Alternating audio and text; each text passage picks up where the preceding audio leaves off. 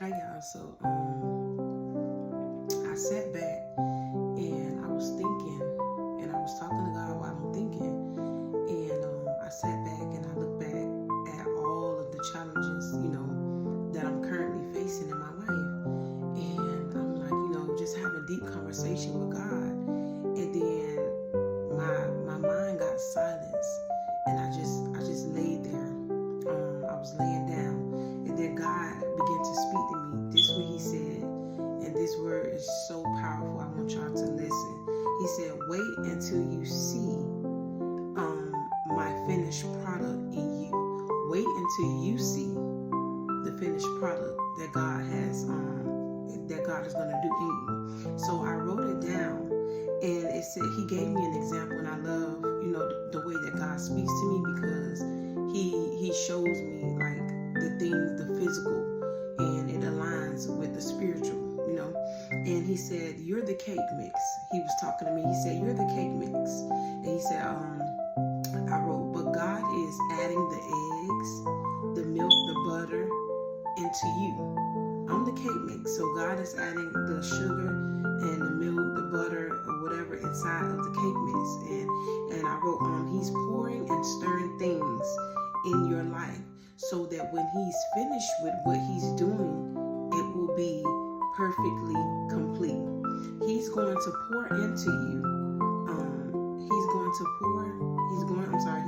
pour you into the cake pan, right? After He's stirring everything up, things getting a little shaky in our lives, it's getting a little stirred up. We go through this, we go through that, and so on and so forth. It's just to test our faith and to build us up, right? So I wrote, He's going to pour you into the cake pan to be baked, and there will be a set time. Notice I said set time. This means that it's not your time. So I ain't gonna lie, I've been getting patient in certain areas of my life, and I'm just like, all right, Lord, like, when is this gonna happen? Like, I know you said this, so it gotta happen. And He said, it's not on your time, it's on my time. So you got to be patient. He says, this requires that you must continue to have faith, believe, trust in me, and be patient. And this word is not just for me, it's for you who are listening. He said, you can't rush a cake to be done, because if it is uncooked, your stomach will turn and you will be sick. You cannot rush God's timing, because it will be chaotic, because a lot of things won't be aligned in your life. You will do things that you're not supposed to do, say things you're not supposed to say.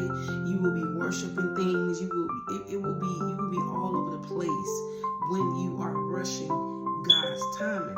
And I wrote, you can't rush God, because you will forfeit the blessings. You will give up, and you will step outside of His will. You cannot rush God, because you will forfeit the blessings. You will give up and step outside of God's will. Be patient. Be patient. God told me, He said, be patient. I know what you consist in me. I know you love me.